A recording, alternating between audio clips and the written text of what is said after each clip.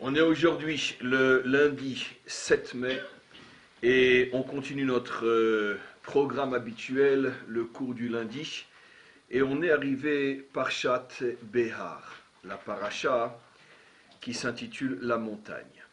Avant de commencer, pour pouvoir introduire cette paracha qui est extrêmement vaste, comme toutes les parachiotes d'ailleurs, et c'est pratiquement impossible de pouvoir même effleurer l'ombre des messages très nombreux, voire même infinis, qui traversent cette paracha que nous sommes censés étudier cette semaine et que nous allons lire ce Shabbat. On pourrait d'abord, à titre d'introduction, poser la question fondamentale. Finalement, y a-t-il quelque part dans la Torah un verset, un passage, un endroit qui nous explique pourquoi finalement le peuple juif a-t-il reçu la mission qu'il a reçue? Pourquoi la Torah a-t-elle été donnée? D'autant plus qu'on a quelques semaines de Shavuot, de la fête donc qui nous rappelle le don de la Torah. Quelle est la mission d'Israël? Pourquoi la Torah? Pourquoi ce peuple? Quel est le but? Et enfin, pour compléter la question, dans la mesure où ce peuple et sa Torah n'ont de sens et d'existence que liés à la terre d'Israël, puisque depuis le départ, la première parole adressée à celui qui allait devenir le père de cette nation, Abraham, la première parole a été « Lech lecha el haaretz asher areka » « Va vers la terre que je t'indiquerai ». Et toute la Torah tourne autour de cette promesse et de l'accomplissement de cette promesse. Donc, dans cette perspective-là, quel est le but finalement de cette promesse de l'entrée d'Israël en terre d'Israël? Effectivement, on peut chercher dans de très nombreux passages dans la Torah. Je ne dis pas qu'avec des yeux véritablement initiés, on ne voit pas dans différents passages de la Torah quelle est la réponse à cette question, mais il y a en tous les cas un passage véritable dans la Torah, où même pour des yeux qui ne sont pas véritablement initiés, on trouve la réponse à ces questions. Pourquoi Israël? Pourquoi la Torah? Pourquoi la terre d'Israël? Et c'est en particulier dans notre paracha, dès les deux premiers versets de la paracha. Bien sûr, quand je dis même pour des yeux qui ne sont pas initiés, je n'ai pas dit pour des yeux aveugles. On peut ne pas être initié, mais malgré tout, on a quand même des yeux. C'est clair que pour des yeux aveugles, et quel que soit le passage, le verset que l'on pourra amener, expliquer, ça restera toujours très incompréhensible pour celui qui n'a pas un minimum de base. Mais pour celui qui a un minimum de base et qui a appris, même sans être véritablement initié, à lire et à comprendre la Torah, alors ce que je vais lire devant vous est véritablement un dévoilement extrêmement important. Dès le début de notre paracha, les deux premiers versets disent la chose suivante. Vaïdaber Hashem el Moshe be'ar Sinaï lemor. Et voici ce que Hashem, Dieu, a dit à Moshe sur le mont Sinaï. Il lui dit la chose suivante. Daber el bene Israël, parle aux enfants d'Israël, va marta lehem, et tu leur enseigneras, kitavo el haaretz, lorsque vous arriverez sur cette terre, je rajoute entre parenthèses promise, lorsque la promesse se réalisera, asher ani noten lachem, que je vais vous donner, Veshavta haaretz Shabbat l'Hashem. Alors la terre reviendra à Hachem. Shavta, vous savez que nous avons le devoir de connaître notre langue, non selon la traduction, mais selon son sens véritable. Shabbat ne veut pas dire repos, Shabbat ne veut pas dire Shabbat, Shabbat veut dire retour, de la racine shuv, revenir. Le Shabbat, l'homme revient vers sa source, revient vers Hachem. Nous savions depuis le début de la création et depuis de nombreux versets que le Shabbat avait été donné à l'homme. Sheshet yamim ta'avod ou bayom hashvi'i Shabbat. L'Hachem Elokecha, pendant 6 jours tu travailleras et le 7e jour tu feras Shabbat, traduction juive authentique, tu reviendras vers Hachem. Shabbat l'Hachem, tu entameras un retour vers la source. Un retour vers Hachem. Nous savions et nous n'avons aucune difficulté à comprendre que le Shabbat s'adresse à l'homme.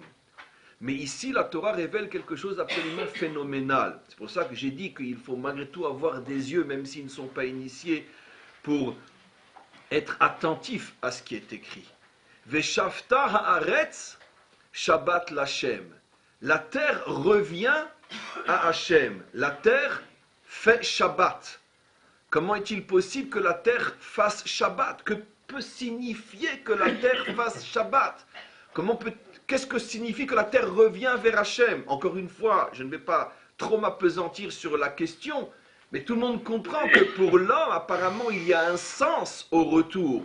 Parce que l'homme s'est éloigné, parce que l'homme, on pourrait dire, est enseveli sous le poids du quotidien, du profane, des difficultés, des angoisses, ou tout simplement des tentations, des passions, tout ce qui fait que l'homme s'éloigne de sa source, dans le bien comme dans le mal, et on peut comprendre qu'un jour par semaine, on dise à l'homme, arrête, reviens.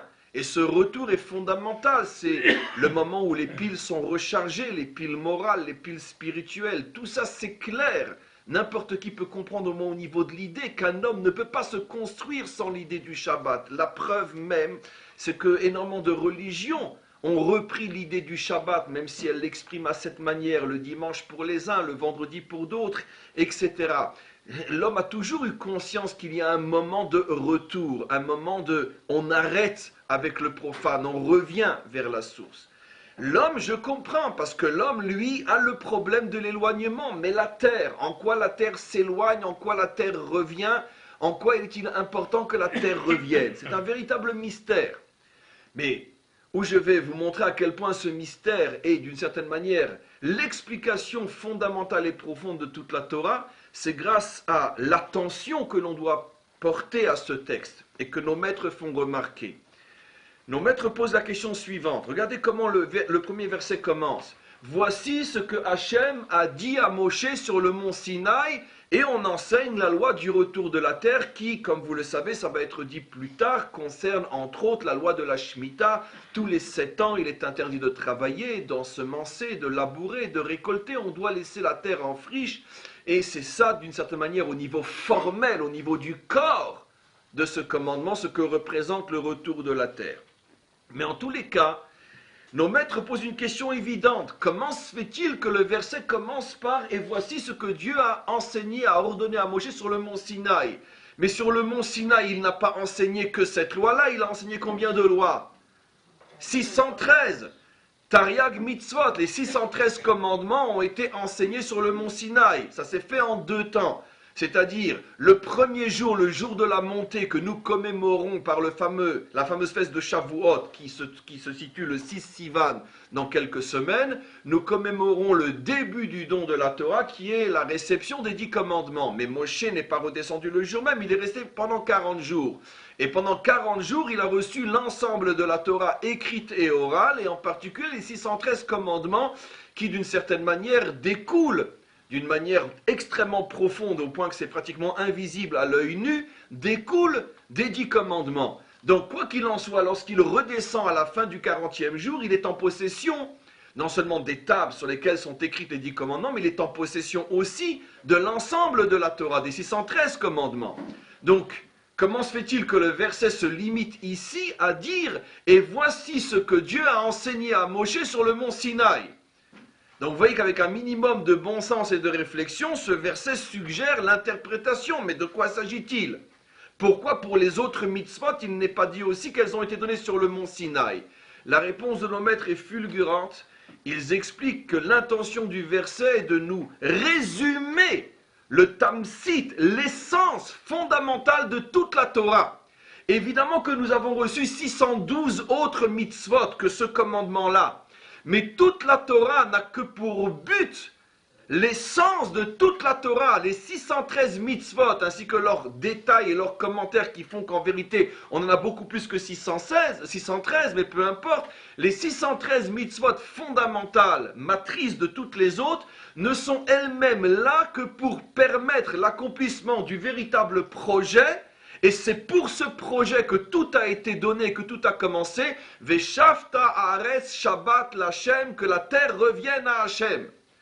Alors tout le problème, bien sûr, est qu'à partir du moment où, avec un minimum de bonne lecture, on comprend qu'on est en présence d'une révélation absolument incroyable, La question donc se pose, maître du monde, j'ai compris dans ta Torah que tout le projet n'a de sens que pour arriver à réaliser le but qui est de te ramener la terre. Mais qu'est-ce que signifie te ramener la terre? Ça veut dire quoi? Ça veut dire couper la tête à tous les infidèles, ça veut dire les brûler, ça veut dire on convertit tout le monde, ça veut dire quoi? Ramener la terre au maître du monde. Et là, on va avoir une démonstration extraordinaire dans tout le récit de cette paracha. Démonstration bien sûr qui n'est visible, encore une fois, que si on a un minimum de clés qui nous permettent de savoir lire la Torah et l'interpréter. Et ces clés, je vais les utiliser pour vous mettre en évidence ce que va être la réponse, et la réponse est extraordinaire. On assiste donc, après ce dévoilement que tout n'a été donné sur le mont Sinaï que pour ramener la terre à Hachem, on comprend que la Torah évidemment est trop, on pourrait dire, pédagogique pour ne pas répondre à la question que tout le monde va se poser. Et c'est quoi ramener la terre à Hachem? Ça veut dire quoi fondamentalement? Alors voilà que une quantité d'autres sujets vont suivre dans cette paracha qui apparemment n'ont pratiquement rien à voir avec le début de cette paracha, qui est le problème donc de ne pas travailler la terre une fois tous les 7 ans, et non seulement des sujets qui n'ont pas apparemment véritablement à voir avec le début, mais en plus qui n'ont pas véritablement apparemment à voir les uns avec les autres. Rappelez-vous qu'il n'y a pas longtemps, on a fait un cours que j'ai bâti sur ce genre de méthode. Et on va voir que c'est tout le contraire qui est vrai selon l'explication des maîtres d'Israël. Plusieurs sujets vont être énoncés et je vais les passer en revue avec vous sans rentrer bien sûr dans le détail de chacun qui nécessiterait en soi un cours par sujet. Le premier sujet est que la Torah nous dit que lorsqu'un homme en arrive à devoir vendre des biens qu'il possède, une table, des chaises, des meubles, etc., et ça c'est suggéré par le verset, dans la mesure où cette personne est on pourrait dire, en difficulté, c'est pour ça qu'il est obligé de se débarrasser, enfin de vendre, pardon, des objets, des effets personnels, n'en profite pas, dit la Torah, comme dans une situation de besoin, n'en profite pas pour abuser de lui et payer moins cher que le prix, sous prétexte qu'il est absolument dans l'obligation de vendre et qu'il a besoin d'argent. Vice-versa, la Torah nous dit, si quelqu'un veut absolument acheter quelque chose que tu possèdes et que tu vois que ça lui tient à cœur, n'en profite pas à l'inverse pour exagérer le prix de cette chose-là, mais vends-lui au prix qui est praticable. Voilà le premier sujet qui est évoqué, donc de ne pas profiter d'une situation de besoin lorsque quelqu'un vend ses biens ou veut les acheter pour essayer de te faire un bénéfice qui n'est pas légal. Deuxième sujet, et alors qu'est-ce qui se passe-t-il si un homme a l'obligation, parce qu'il s'est appauvri, il a l'obligation de vendre un champ? À l'époque, surtout dans le contexte biblique, 99% de la population mondiale est agricultrice, et donc, en particulier en Israël, donc voilà qu'un champ, c'est la source de la parnassa, c'est la source du revenu, mais un homme peut être exposé à des difficultés telles, il a fait faillite, son usine ne marche pas, son exploitation agricole ne marche pas, il a absolument besoin d'argent pour renflouer sa société, il vend l'un de ses champs. Alors la Torah aussi nous apprend ici quelque chose de très intéressant. Encore une fois, sur chaque sujet, on peut consacrer pas seulement un cours, mais de nombreux cours. Mais la Torah nous dit que là aussi, ne profite pas de la situation sous prétexte que cet homme-là est obligé de vendre un de ses champs, et c'est clair que s'il n'était pas arrivé à cette situation, il ne l'aurait pas fait. N'en profite pas pour garder ce champ une fois qu'il aura été vendu, du genre donner ses données, reprendre ses volets. Si demain ses affaires marchent mieux et qu'il te ramène la somme que tu lui as donnée pour ce champ, alors tu seras dans l'obligation de lui redonner son champ. Il y a bien sûr des détails que je n'explique pas dans le cours, parce que ce n'est pas non plus dans n'importe quelle circonstance, mais je ne parle que de l'idée fondamentale. Bekitsur, la Torah dit, ne profite pas du fait que hier il était dans le besoin et il t'a vendu son champ, aujourd'hui il veut le récupérer, alors comme tu sais toi-même qu'il ne l'aurait pas vendu s'il n'avait pas eu le besoin de le faire, redonne-lui son champ, reprends ton argent et redonne-lui son champ. Après, la Torah rapporte un troisième cas, qui est le cas de celui qui est obligé de vendre sa maison. Vendre sa maison, pourquoi? Parce que les affaires marchent encore beaucoup plus mal. Parce que généralement, on vend son champ, on vend des choses qui ne sont pas vraiment ma vie, mais vendre ma maison, ça c'est déjà quelque chose de beaucoup plus grave. Si on parle bien sûr de quelqu'un qui vend parce qu'il n'a pas d'autre choix, il a besoin d'argent, et donc sinon il va se retrouver sans rien. Et donc il vend sa maison, pas dans le but d'en acheter une mieux bien sûr, on ne parle pas de ce cas-là, mais on parle d'un cas de détresse. Il vend sa maison, là aussi, même notion, sans rentrer dans les détails. La Torah dit, puisque tu sais qu'il en est arrivé à vendre sa maison parce qu'il n'avait pas le choix, si demain il te rapporte la somme et veut récupérer sa maison, alors sois bien avec lui. Ne profite pas de son malheur et rends-lui sa maison, bien sûr, récupère ton argent. C'est le troisième cas. Quatrième cas, on continue à parler de quelqu'un qui apparemment n'a pas trop de réussite. Voilà qu'une personne est à ce point tombée qu'elle en arrive à devoir faire des emprunts. Ça veut dire qu'elle n'a même plus rien à vendre, ni de champ, ni de maison, elle en arrive à faire des emprunts. Et là aussi, la Torah dit la même chose. Ne profite pas de la situation parce qu'il est pris à la gorge pour lui demander un intérêt et pour finalement lui soutirer plus que ce que tu lui as donné. Il n'y a aucune raison. Si tu peux lui prêter, prête-le. Tu ne peux pas lui prêter, ne lui prête pas. Mais ne fais pas d'argent, ne fais pas de bénéfice sur son malheur et sur sa détresse. C'est le troisième cas, le quatrième cas. Et enfin, le cinquième cas, on parle de quelqu'un qui, lui, n'a plus de champ à vendre, n'a plus de maison à vendre, n'a même plus la possibilité d'emprunter parce que les gens savent qu'il ne pourra pas rembourser même le capital, ne parlons pas d'intérêt. Et la Torah prévoit un homme qui se vend, carrément qui se vend. Alors, ça veut dire quoi qui se vend? Pas en tant qu'esclave, parce que dans ce contexte ça n'existe pas, mais qui se lie à un travail sous contrat, qui l'attache au point que voilà, il dit voilà, pendant 6 ans, 7 ans, 8 ans, peu importe, voilà, je deviens ton ouvrier, il se lie à un contrat, et quel est son intérêt? De s'assurer une certaine somme qui va pouvoir lui permettre de nourrir sa famille. Et donc voilà, d'une certaine manière, une sorte de dégringolade. On commence par la vente de biens, après la vente d'effets personnels, après on vend un champ, après on vend une maison, après on n'a même plus de quoi vendre, on commence à emprunter, et puis après on ne veut même plus nous prêter, on commence à se vendre soi-même, se lier par des contrats qui sont presque de l'esclavage. Alors, nos maîtres, bien sûr, s'étonnent. Pourquoi cette suite de catastrophes, d'autant plus que quel est le rapport avec le début de la paracha, qui parle du retour de la terre, qui s'exprime concrètement au niveau du corps de ce commandement par toute cessation de travail de la terre la 7e année. Et voilà que nos maîtres disent une chose absolument incroyable. Ce que la Torah veut te faire comprendre, c'est comment fonctionne ce monde. Ce monde fonctionne d'une manière implacable, avec une logique et une relation de cause à effet inimaginable. À partir du moment où tu mets l'engrenage dans le maillon du mal, tu ne sais pas où ça va t'amener. Et ils expliquent qu'en vérité, tout ce processus de la dégringolade est la conséquence directe du fait qu'un homme ne ramène pas la terre à Hachem.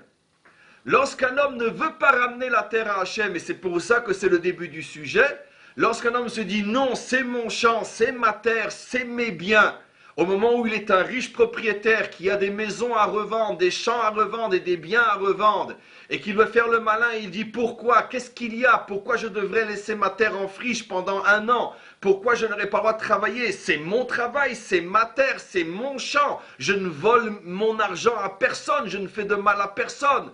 Comment le maître du monde peut-il s'initier dans mes affaires personnelles? Qu'il me dise ne vole pas, je comprends. Qu'il me dise ne tue pas, ne viole pas, ne te débauche pas, ne fais pas de mal à autrui ou ne me fais pas de mal à moi en haut.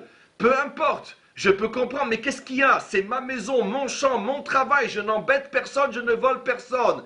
Pourquoi je ne pourrais pas travailler la 7e année? D'autant plus que comme on va le voir, apparemment je peux mettre aussi mes affaires en danger. La Torah répond, tu veux te comporter comme ça?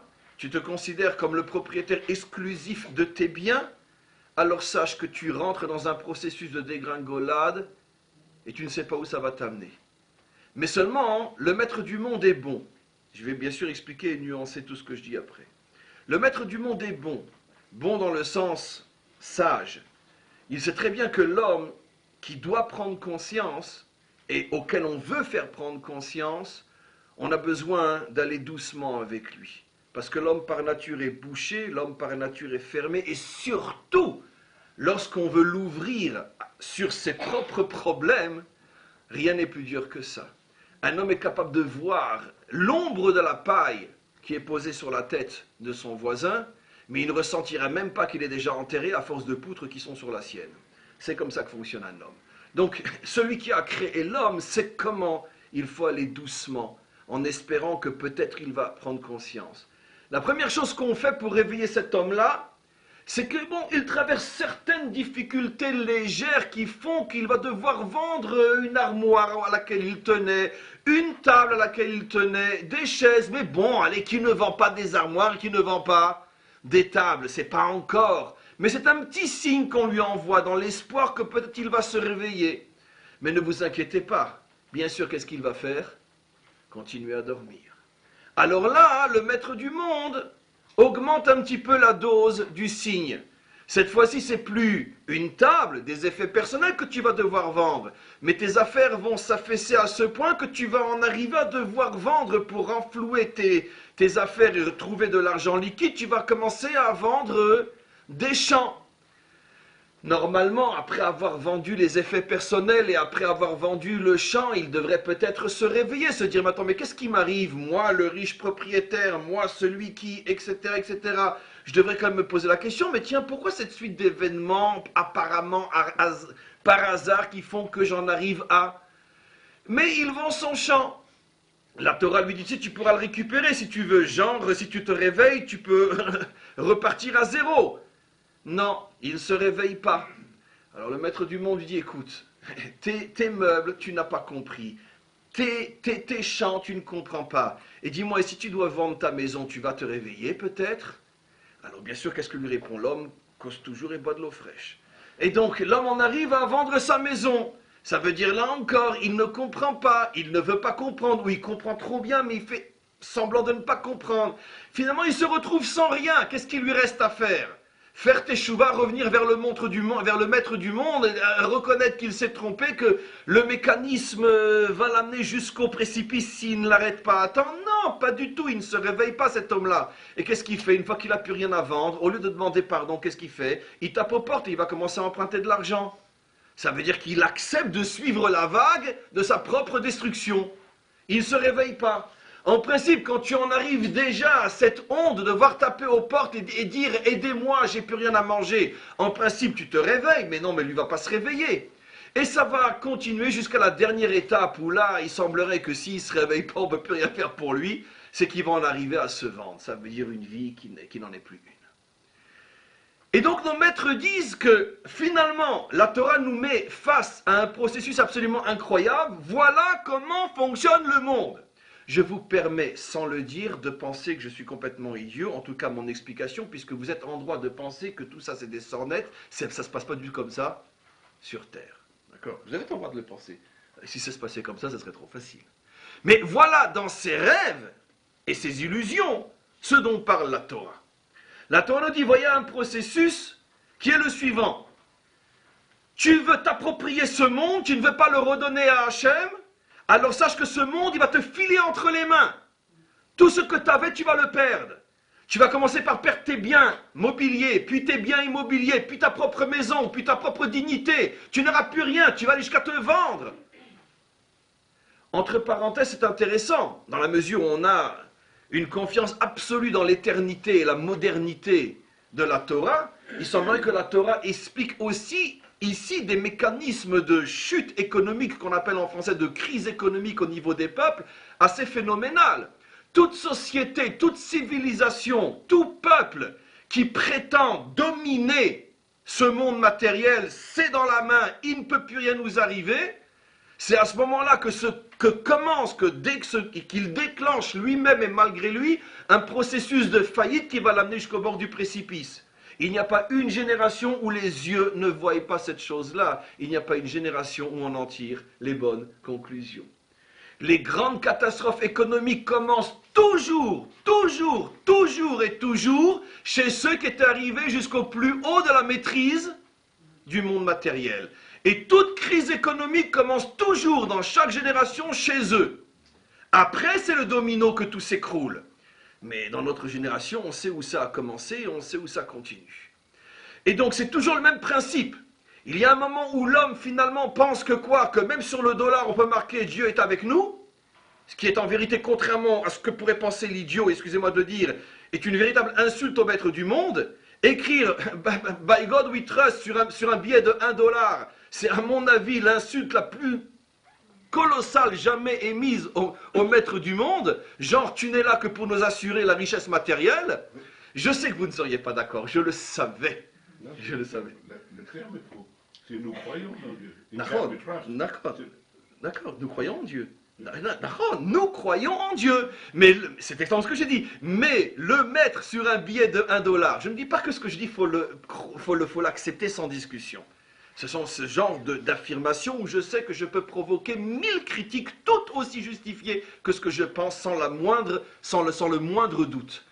Parce que, je vais dire, on peut penser comme ça, penser autrement. Je dis simplement que exprimer, que tout un peuple exprime sa confiance en Dieu sur sa monnaie, je ne dis pas que ça n'a pas été fait avant, prouve que finalement la relation à Dieu est uniquement une relation intéressée. Tu n'es là que pour nous assurer la réussite matérielle.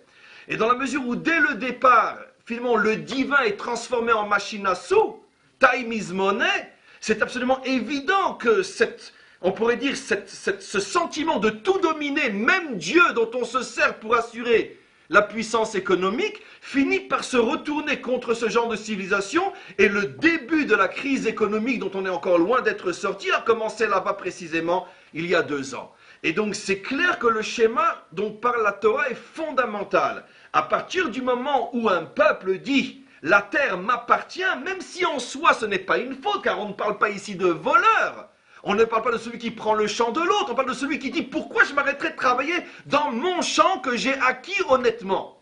Ça veut dire que c'est uniquement la faute de sentiments exagérés de propriété. Rien ne peut m'arriver, j'ai mes biens, j'ai mon argent, j'ai mes maisons. À partir de ce moment-là, se met en marche un mécanisme qui t'amènera jusqu'au fait que tu te vendes toi-même. À titre d'exemple, d'accord, l'économie la plus vendue au monde à d'autres aujourd'hui est l'économie, non mais non, la plus vendue aux autres, américaine ou chinois. Aucun pays n'est autant endetté, autant vendu à un autre que l'Amérique aux Chinois. Donc tout le schéma ici décrit par la Torah est précis d'une manière quasi scientifique. Mais c'est simplement pour fermer la parenthèse. En tout cas donc, voilà ce que la Torah nous dit. C'est un principe fondamental. Le problème c'est que comme on va le voir, c'est loin d'être si visible que ça.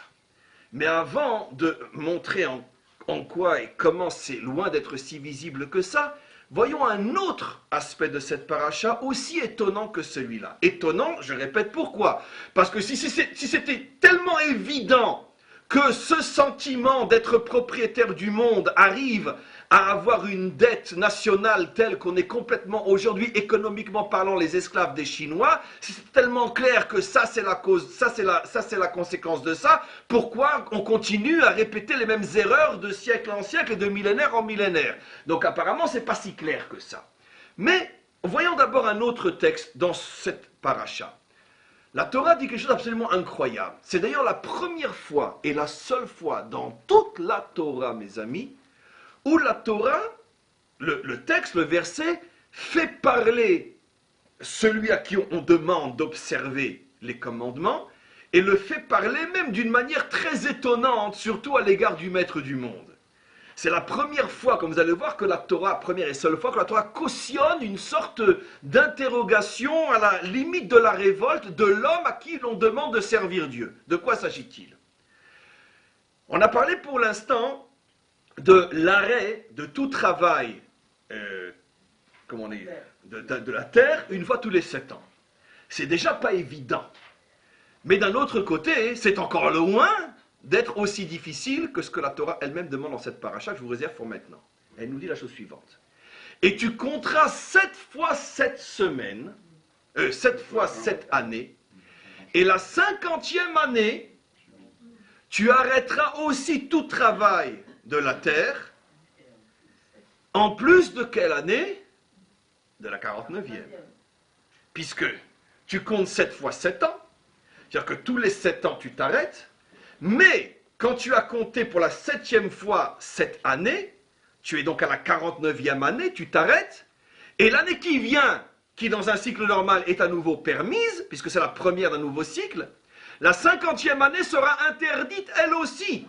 Ce qui veut dire que tu cesses tout travail tous les 50 ans pendant 2 ans. N'oublions pas qu'on parle d'une agriculture, on parle d'une économie qui est à 99% fondée sur l'agriculture. Si aujourd'hui, ou en ce qui concerne Israël par exemple, 90% de l'économie israélienne est fondée sur la high-tech, et malgré tout on a du mal à s'arrêter et de travailler la terre pendant 1 an, imaginez-vous une économie qui est fondée à 99% sur l'agriculture. Donc 2 ans, 49e et 50e année sans travail. Alors, la Torah a fait parler Israël. Et voilà ce que nous disons. Et si, voilà ce que la Torah dit, qu'on pense, elle l'exprime pour nous. Et si vous me posez la question, maître du monde, toi du haut de ta tour d'ivoire, tu l'as bien bonne toi, évidemment, tu manges pas, tu dors pas, tu bois pas.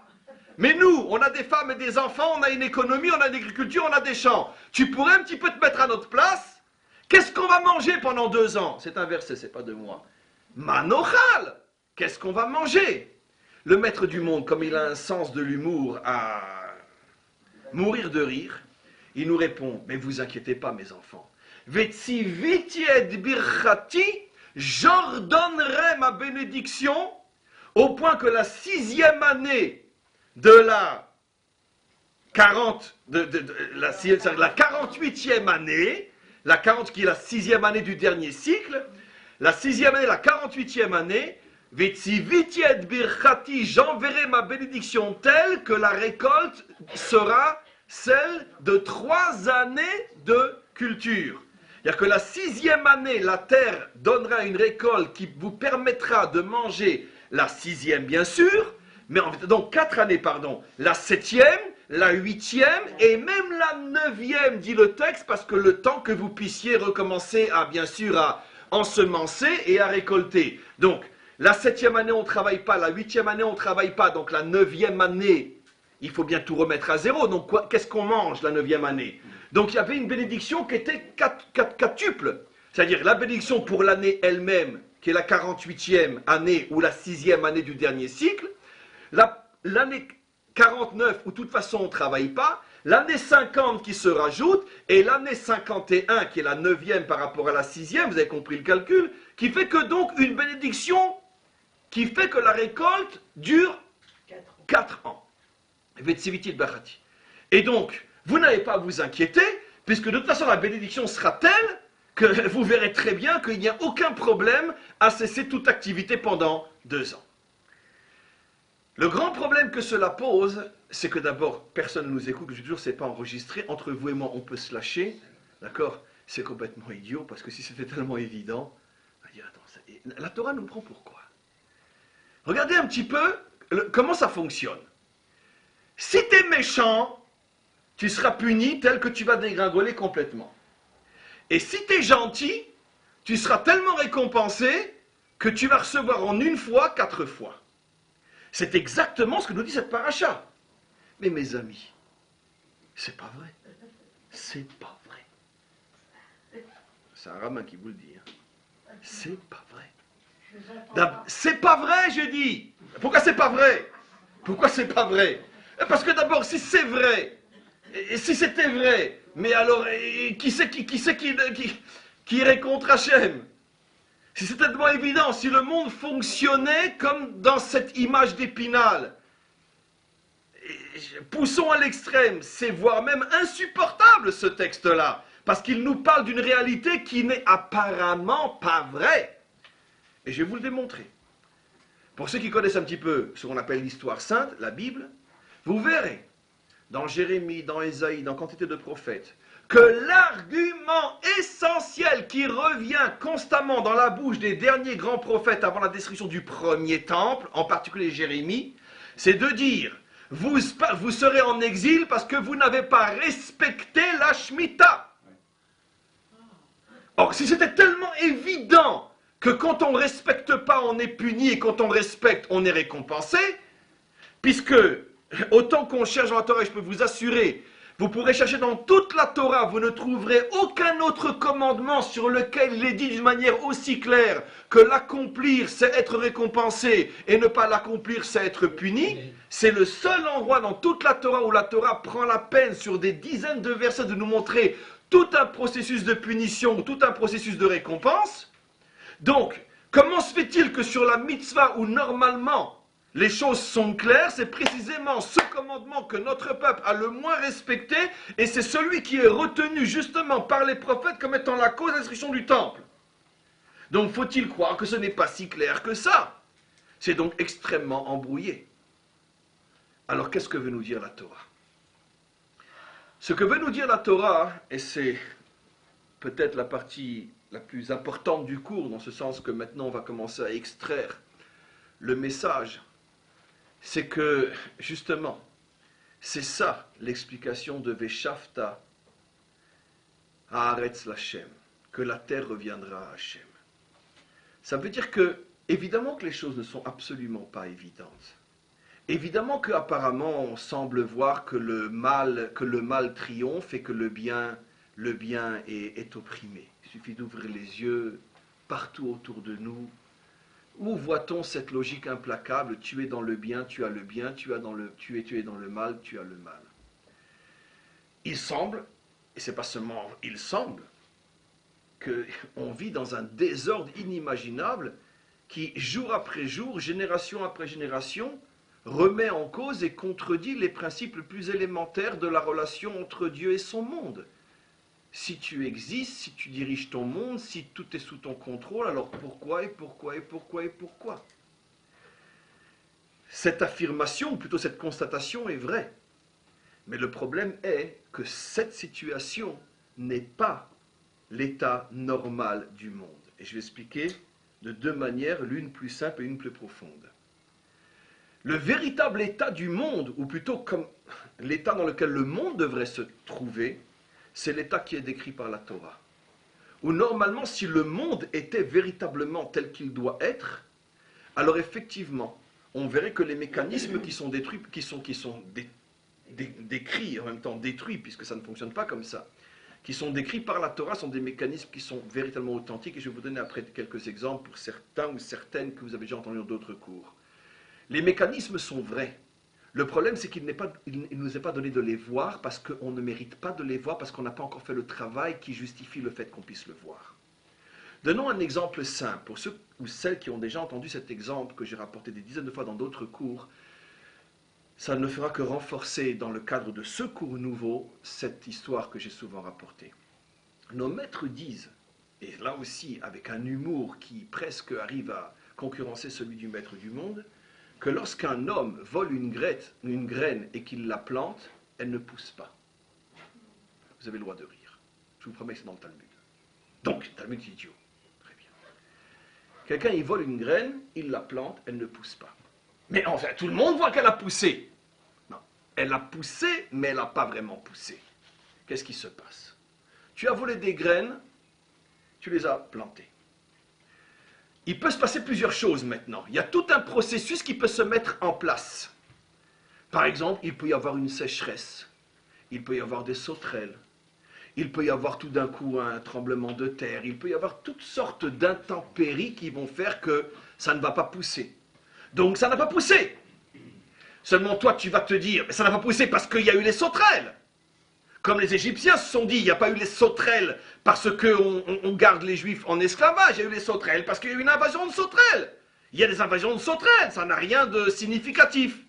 Il y a eu la grêle parce qu'il y a eu la grêle. Alors très bien, il y a eu la grêle. Alors entre ça et dire c'est parce qu'on garde les Juifs en esclavage, quel est le rapport? Il y a des tas de pays où il n'y a pas de Juifs et il y a des sauterelles aussi. Il y a des pays où il n'y a pas de Juifs et il y a de la grêle aussi. Donc Pharaon disait, mais arrêtez vos histoires. Ça veut dire quoi? Les sauterelles sont venues, il faut lâcher les Juifs, mais quel rapport? Au Brésil, il n'y a pas de Juifs, et puis ils ont eu des sauterelles aussi, je l'ai vu dans le journal. Fait d'hiver, très bien. Fait d'été plutôt. Parce que les sauterelles, c'est plutôt en été. Donc fait d'été. Ok, très bien. Donc, c'est une manière de voir que les graines n'ont pas poussé. Bon, maintenant, ça peut être un peu plus compliqué. Si la personne ne se réveille pas au moment où ces graines volées sont mortes en terre parce qu'il y a eu une sécheresse ou autre chose, alors on va essayer de le réveiller différemment. Il va récolter son blé, il va le mettre dans le camion, il va se rendre au marché pour vendre son blé. Et puis bien sûr, au volant de son camion, il va commencer à siffloter. Ah, le vol, ça paye. Ah, le vol, ça paye. Ah, le vol, ça paye. Et puis tout d'un coup, il y a quelqu'un qui arrive en face et qui loupe le tournant et paf, il lui rentre dedans. Et le camion dégringole et puis toute la récolte tombe dans le précipice. Alors, il y a deux possibilités. La bonne, c'est de dire, c'était marqué dans le Talmud, une graine volée ne pousse pas. Ou bien, autre possibilité, celle de la majorité, espèce de chauffard, tu veux pas voir comment tu roules, et puis il l'attaque, et puis des avocats, l'assurance, et tout ça, il n'a rien compris. Très bien. Bon, le maître du monde a quand même dit qu'une graine volée, ça pousse pas. Autre possibilité, il arrive au marché, content, il lui est rien arrivé, pas d'accident, pas de sauterelle, rien. Il vend son blé, et il récupère une somme extraordinaire. Il rentre chez lui, ah, le vol, ça paye. Ah, le vol, ça paye. Ah, le vol, ça paye. Malheureusement, quand il arrive près de chez lui, il voit, je sais pas moi, ça sent le fumet. Et puis quand il arrive chez lui, il voit que par hasard, sa maison a pris le feu. Et comme par hasard, pour en construire une, c'est tout ce qu'il a gagné. Mais lui, il va pas forcément se réveiller. Ce qu'il va faire, c'est attaquer l'assurance, attaquer l'idiot qui a laissé traîner une allumette. Il va pas comprendre que la graine ne pousse pas. Maintenant, si le maître du monde voit que vraiment il ne veut pas comprendre, alors on va arrêter de lui envoyer des signes aussi clairs. Mais les 10 000 euros qu'il a gagnés, il ne va rien lui rester. Seulement là, le maître du monde ne va pas lui faire le cadeau de lui montrer comment ça fonctionne. Une petite panne de voiture ici, 500 euros. Un frigidaire qui a sauté, 600 euros. La télévision qui ne marche plus, qu'il faut changer, 1 000 euros. Un dentiste imprévu, des implants, 3 000 euros. Il fait le compte qu'il ne fera jamais. En fin de compte, les 10 000 euros sont partis. Mais lui, il ne fera jamais ce calcul-là parce qu'il a pu en tête et c'est pas forcément des incidents qui se produisent les uns après les autres dans la même semaine, le même mois. Ça peut être sur 20 ans. Il n'a aucune raison de faire le lien. Une graine volée ne pousse pas. Et si tu crois qu'elle pousse, tu vas la payer 10 fois ta graine volée. 10 fois. C'est quand même dommage pour une graine volée de se refaire toute la bouche avec des implants. Mieux vaut manger ses graines que d'avoir des fausses dents. Quand même, vous imaginez? Et encore, aujourd'hui c'est des implants, mais à l'époque des dentiers, quand même. Tout ça pour une graine volée. Donc ça ne pousse pas. Le problème, c'est que le monde est dans une situation où il est tellement éloigné d'Hachem que bien que les mécanismes existent, on ne les voit pas. Mais ils existent. Et voilà maintenant ce que signifie ramener le monde vers Hachem. Et ça, c'est la plus grande des choses qu'un homme peut faire. Quand un homme arrive à ce niveau-là, et il rentre dans ces mécanismes-là, mais du matin au soir, du soir au matin, même si, comme dit le Talmud, même si tous les océans étaient de l'encre, même si tous les cieux étaient des parchemins, tous les arbres étaient des stylos et tous les hommes des écrivains, ça ne suffirait pas pour dire et écrire au maître du monde, merci, merci, merci. Le plus grand cadeau que Hachem puisse faire à un homme, c'est de l'aider à se rendre compte que le monde fonctionne d'après des mécanismes de vérité et de justice implacables. Et la plus grande des punitions qu'un homme puisse vivre sur terre, c'est de vivre dans l'illusion totale que la réalité contredit ce que dit le maître du monde. Et l'illusion est tellement forte que celui qui n'a pas le mérite de voir que ça fonctionne exactement comme la Torah le dit et non comme lui le voit, l'illusion est tellement forte qu'il est persuadé que c'est lui qui voit bien et que la Torah raconte des bêtises. C'est ça ce que la Torah nous dit. Veshafta et haaretz l'Hachem. Ramène la réalité vers Hachem. Ça veut dire rends-la de plus en plus transparente. Et le mérite de te rendre compte que ce que tu ne vois pas, c'est ça ta punition. Parce que si tu ouvres les yeux, tu vas voir que c'est tellement clair que ça fonctionne exactement comme la Torah le dit. Et donnons un exemple de retour de la terre. Il y a celui qui est tellement sensible, qui a déjà tellement ramené le monde, la réalité à Hachem, que lui, il peut avoir ses faiblesses, il peut avoir ses fautes. Il peut parfois, consciemment ou non, voler une graine, c'est-à-dire une affaire qui n'est pas très honnête, ou c'est à la limite du permis, et lui, bien sûr, comme il est intéressé, finit par se convaincre qu'il n'a rien fait de mal. Mais d'un autre côté, il a une sorte de cas de conscience en lui. Qu'est-ce que va faire le maître du monde? Il va tout de suite lui envoyer un problème. Tout de suite, ces 10 000 que tu viens de gagner, tout de suite, ils vont partir ailleurs. Ah, j'ai compris. Je recommence plus. Je sais que dans telle situation, c'est ce que ma conscience me disait, ne le fais pas. Et parce que mon intérêt me disait, fais-le. Pourquoi? Parce que lui, dans une situation d'avoir ramené la terre à Hachem, donc ce qui veut dire que tous les flous, tous les voiles chez lui ont été depuis fort longtemps déchirés, il ne reste que quelques petits rideaux transparents qui font que de temps en temps il peut aussi fauter, mais très vite il se réveille.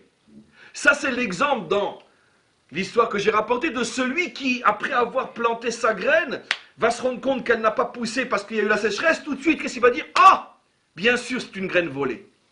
Il y a celui qui a un petit peu moins ramené la terre à Hachem.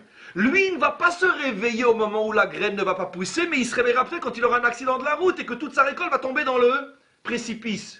Il y a celui qui n'a pas encore ramené la terre à Hachem autant que les deux premiers. Et lui, il va falloir attendre qu'il récolte, qu'il amène au marché, qu'il vende, qu'il revient avec l'argent dans la poche, mais manque de peu, en arrivant chez lui, la maison a brûlé, tout l'argent gagné et l'argent parti. Parce que lui est encore loin dans son retour vers Hachem et qu'il lui faut de nombreux signes qu'à ce qu'il se réveille. Et il y a celui qui est tout au bout, que même quand on va lui reprendre les 10 000 euros volés, il ne s'en rendra même plus compte. Pourquoi? Parce que c'est éparpillé sur 15, 20 incidents, 10 euros, 20 euros, 50 euros, 60 euros. Et il ne se rend même plus compte que sur 10 ans, il a perdu ses 10 000 euros. Et lui va croire que c'est le hasard, le hasard, le hasard, le hasard, le hasard.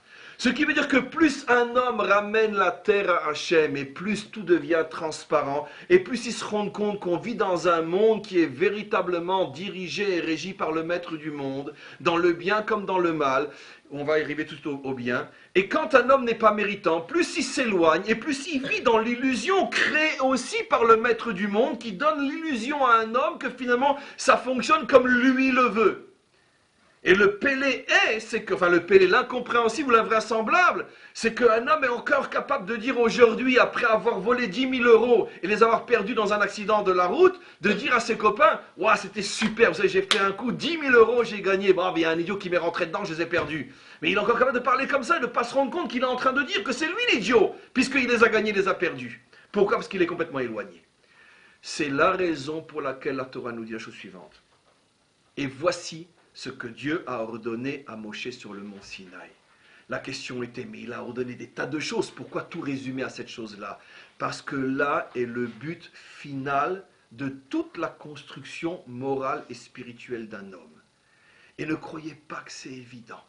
La Torah situe la perfection humaine à ce niveau-là. L'homme parfait n'est pas celui qui croit en Dieu. L'homme parfait n'est pas non plus celui qui sert Dieu. L'homme parfait n'est pas celui qui ne fait pas le mal et qui fait le bien. L'homme parfait n'est pas celui qui attend l'autre monde pour enfin mériter de recevoir la récompense pour tout le bien qu'il a fait. L'homme parfait est celui qui est capable de voir que dans le monde d'aujourd'hui, qui semble fonctionner en dépit de toutes les règles de la morale et du bien tel qu'il est enseigné par le maître du monde, dans ce monde-là, tout ce qu'on voit n'est qu'une illusion, mais qu'en vérité, derrière le voile de l'illusion se cache une providence implacable qui fait que finalement tout bien est récompensé et tout mal est puni et que le monde fonctionne véritablement selon la volonté d'Hachem. L'homme ne peut pas aller contre la volonté d'Hachem. Comme on le dit si bien en hébreu, imlo bemoar asbe kohar. Ça se traduit différemment en français, mais en hébreu ça rime, c'est pour ça que c'est très joli. Imlo bemoar asbe kohar signifie, si tu n'y arrives pas par toi-même, on t'y fera aller à quatre pattes. Le problème n'est pas où tu vas arriver, le problème est comment tu vas arriver. Il y en a qui y arrivent sur leurs deux jambes, il y en a qui arrivent à genoux, il y en a qui arrivent à quatre pattes, il y en a qui arrivent sur une civière, il y en a qui arrivent à moitié mort, il y en a qui arrivent après la mort. Mais tout le monde arrive là où on doit arriver. Le projet, la volonté, telle qu'elle a été prévue et telle qu'elle a été la matrice de la création et de l'histoire, le projet ne peut en aucun cas être remis en cause par l'homme. Tout mon problème est de savoir comment moi je vais vivre à l'intérieur de ce projet. Conscient ou inconscient, volontaire ou soumis, en riant ou en pleurant, en ayant l'illusion que ça dépend que de moi et après m'apercevoir que finalement je n'étais qu'un objet entre ses mains qui s'est fichu de moi en me faisant vivre et en me berçant d'illusions, ça c'est mon choix à moi. Mais le projet, il existe là. Ce qui veut dire que finalement tout le travail d'un homme véritable sur terre est de vivre en étant capable de regarder ce monde, cette réalité face à face, de ne pas avoir peur d'elle et de lui dire « T'as beau tout faire pour essayer de contredire ce à quoi je crois, mais tu peux être sûr d'une chose, ce que je sais est la vérité, ce que tu me montres est un mensonge. Car aujourd'hui déjà les choses ne fonctionnent pas comme tu me les montres. » C'est une force inimaginable. C'est d'ailleurs aussi, entre parenthèses, cette force, et c'est la seule et unique possibilité de comprendre le mystère de notre survie, à nous en tant que peuple, après tout ce qu'on a traversé, c'est le secret de cette force qui est au plus profond de l'âme juive. Même si évidemment, comme toute force qui est cachée au plus profond de l'âme, elle n'est pas forcément connectée à notre conscience et notre intelligence visible, mais c'est le secret de notre force. Comment est-il possible, après tout ce qu'on a traversé, tous les signes qui apparemment prouvent les uns après les autres jusqu'au dernier, le plus fort de tous, Auschwitz et Treblinka, comment peut-on encore imaginer qu'on est le peuple choisi et que nous sommes le peuple qui doit avec Dieu réaliser un projet alors que tous les signes sur terre semblent prouver le contraire? Comment c'est possible? Parce qu'au plus profond de l'âme juive se cache le secret de cette certitude. C'est pas ce que je vois qui est vrai, c'est ce que la Torah dit. La Torah a dit qu'elle nous a choisis pour un projet. Tant que ce projet n'est pas réalisé, tous les signes historiques qui prouvent le contraire ne sont qu'une illusion, qui au plus sont ma punition parce que je n'ai pas le mérite de déchirer le voile et de voir la réalité vraie. Si c'est vrai au niveau individuel, au niveau collectif, à combien plus forte raison au niveau individuel? Chacun d'entre nous doit savoir que finalement c'est ça véritablement la vie. On a un projet, on a une certitude, on a une foi, on a une confiance et on décide d'avancer. Maintenant, mes amis, je vous confie un secret. Vu nos âges à tous, je ne vais que dire à haute voix ce que tout le monde sait, mais le fait de le savoir n'est pas suffisant. Dans l'existence, il n'y a que deux possibilités. Lorsque tu vas vers un mensonge, ça va très vite et c'est très facile. Lorsque tu vas vers la vérité, c'est très dur et on fait tout pour te décourager. Combien de fois je vous ai raconté cette histoire-là? Il nous reste encore quelques minutes. Une histoire de plus. C'est l'histoire d'un jeune juif américain qui est venu étudier quelques années dans une yeshiva ici en Israël. Et après un certain nombre d'années, il retourne aux États-Unis pour rentrer les affaires avec son papa. Très bien. À la fin de son cycle d'études, il se sépare de son maître, il lui dit voilà, je vais rentrer dans l'affaire de papa. Très bien. Au bout de quelques mois, il revient avec tout un dossier et il dit à son Rav, j'ai besoin d'une bénédiction parce que c'est l'affaire de notre vie. On a pris les meilleurs comptables, on a pris les meilleurs avocats. On s'est adressé à un bureau de finances avec pignon sur Central Park, les plus chers. Manhattan, vous pouvez être sûr, c'est l'affaire du siècle. Le seul problème, c'est qu'on doit investir pratiquement tout ce qu'on a pour réussir cette affaire-là. Et donc, on demande votre bénédiction.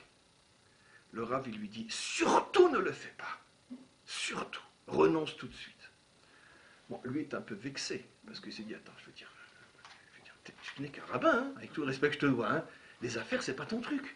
Ah, tu es un rabbin, qu'est-ce que je veux dire? Moi, je t'explique pas la Gemara, ne m'explique pas les affaires. Mais il n'ose pas lui dire ça en face. On dit, très bien, ok. Bon, il est déçu, il n'a pas reçu de bénédiction, pour qui il se prend celui-là. Et puis il rentre, il investit tout son capital et il fait faillite. Il en a pour 20 ans à rembourser. Tout de suite, il comprend. Waouh! Il retourne voir son maître, il le supplie de lui demander pardon. Si vous savez ce que j'ai pensé de vous, pourquoi je ne vous ai pas écouté? Mais il dit, mais il y a une chose qui m'intrigue, maître, d'après ce que l'on sait de votre parcours, vous n'avez toute votre vie qu'étudié dans la yeshiva, vous n'avez jamais fait une école de commerce, de finance, subdéco, je ne sais pas moi, il ne connaissait pas ça. Et comment vous saviez que ça allait à ce point échouer? Il a répondu, écoute, j'ai jamais fait d'études de commerce, par contre la Gemara je connais.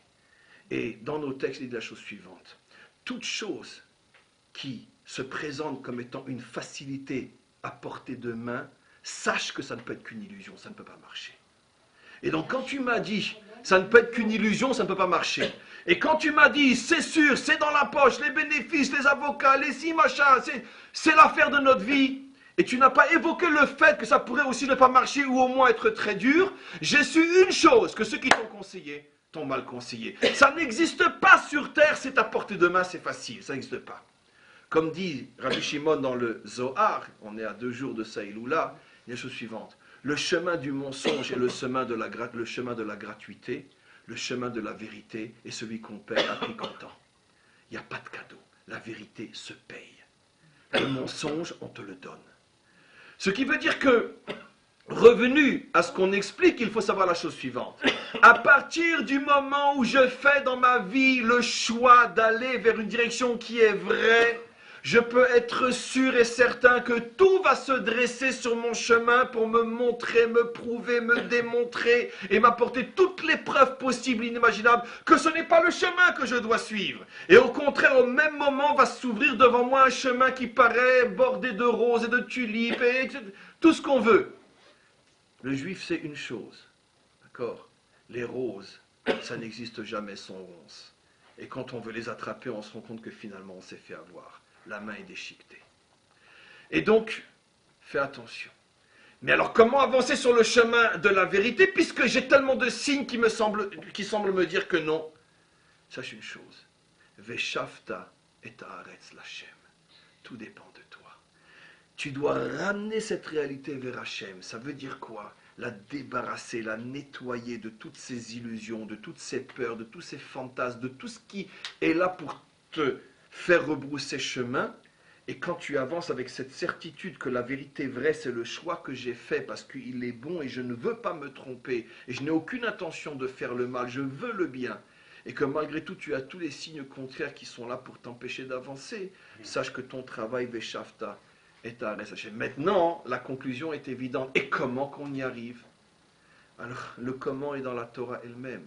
C'est entre autres, parce que tout résumé à ça serait une exagération, mais c'est entre autres l'une des forces les plus grandes, les plus colossales que procure et donne l'étude de la Torah. L'étude de la Torah dote et donne à l'âme une force, une clarté, une lumière, une puissance telle qu'à chaque fois que je me trouve devant une illusion qui tente de me faire rebrousser chemin, je sais lui dire, dégage, tu n'es qu'une illusion, tu n'es qu'un fantasme, la vérité est derrière toi, je la vois déjà avant même de l'avoir atteinte. Et cette force-là est la force de la Torah.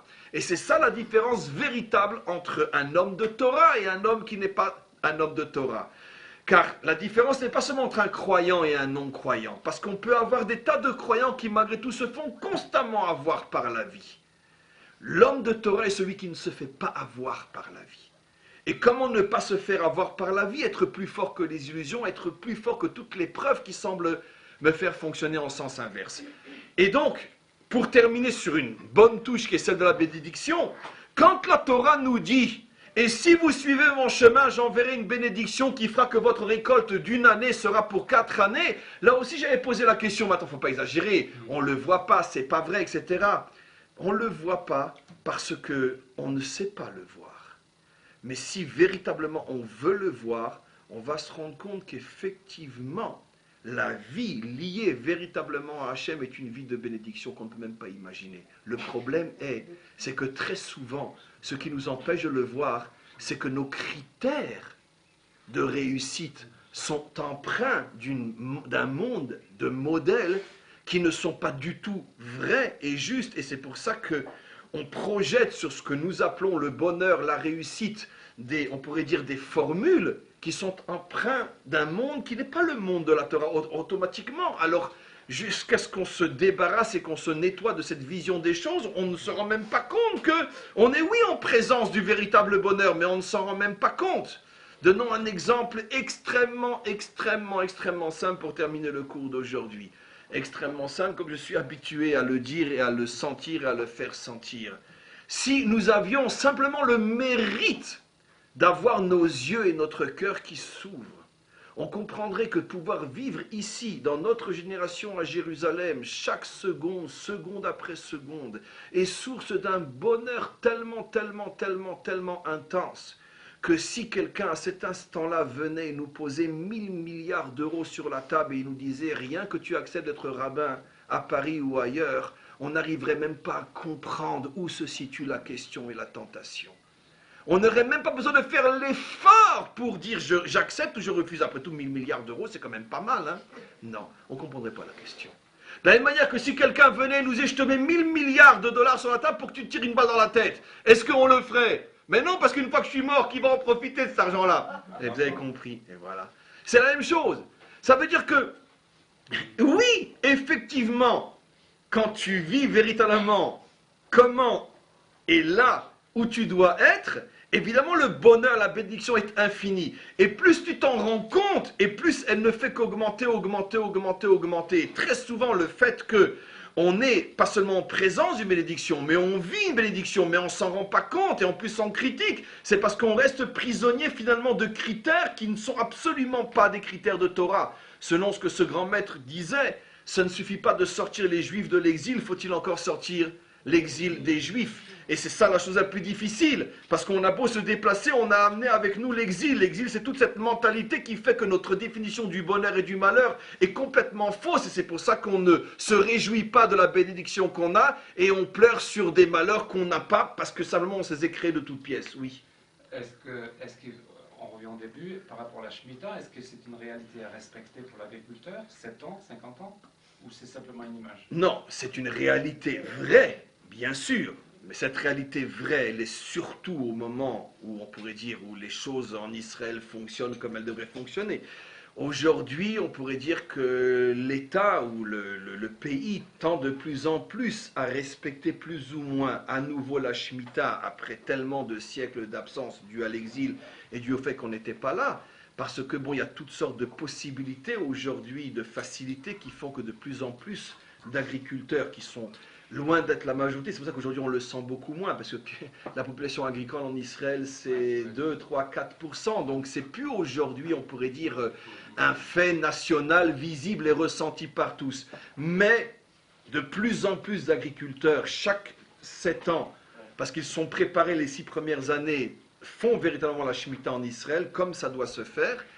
Et encore une fois, pour des hommes comme nous, qui ne sommes pas des agriculteurs, et comme tout dans la Torah a un corps et une âme, ça veut dire que tu dois bien sûr essayer d'accomplir la Torah dans son ensemble au niveau de son corps et de son âme, mais quand tu ne peux pas l'accomplir au niveau de son corps, parce que tout simplement tu n'as pas de terre, alors l'idée malgré tout reste qu'à mon niveau, vivre la Shemitah, à mon niveau qui n'a pas de terre, signifie que dans ma réalité concrète, je dois être capable constamment de tout ramener à Hachem. Ça veut dire mes difficultés et mes réussites, toujours remonter à la source et comprendre que finalement ma réalité n'est que l'expression dans le bien ou dans le mal d'une volonté qui s'adresse à moi, qui m'envoie des messages, et moi je ne dois surtout pas couper ma réalité de sa source en me disant si j'ai pas réussi c'est à cause de l'autre tordu et si j'ai réussi c'est parce que je suis intelligent. Résumé d'une manière complètement simplifiée. Toujours être capable de remonter à la source. Amen. Oui. L'honnêteté serait donc le critère absolu. L'honnêteté, je préfère dire l'authenticité. Oui, d'accord, l'honnêteté et l'authenticité, ça veut dire qu'absolument, c'est absolument, en ce sens-là, l'effort d'honnêteté, le courage de remonter à la source, c'est peut-être la qualité la plus importante de toutes. Amen.